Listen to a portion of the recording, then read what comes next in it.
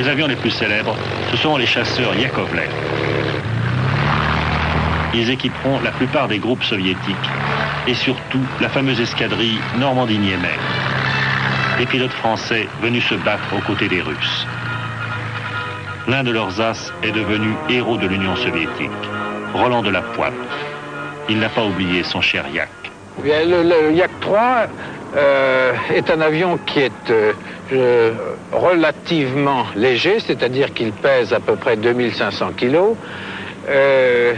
Il est construit moitié métal, moitié bois, et son moteur, dérivé d'un Hispano-Suiza de 1936, a été gonflé, suivant le terme cher aux automobilistes, et en même temps amélioré pour que les performances en altitude soient plus importantes. Vous voyez, c'est une hélice tripale qui est par conséquent propulsée par les 1500 chevaux de son moteur.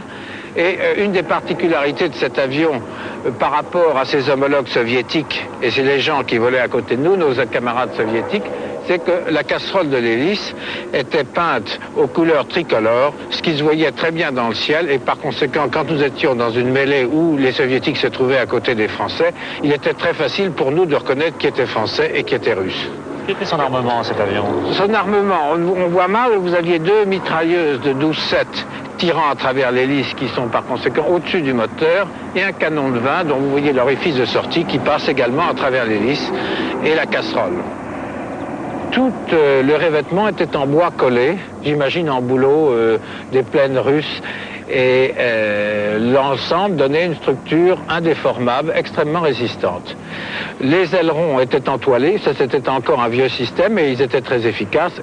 La flèche était celle du Normandie-Niemen, et elle a été portée dès le départ de l'escadrille sur tous nos avions. Roland de la Poipe a remporté 14 victoires sur cet avion. 14 croix noires derrière le cockpit. Alors ici, on se retrouve avec un habitacle relativement restreint. On ne peut pas dire que ce soit le confort d'un 707.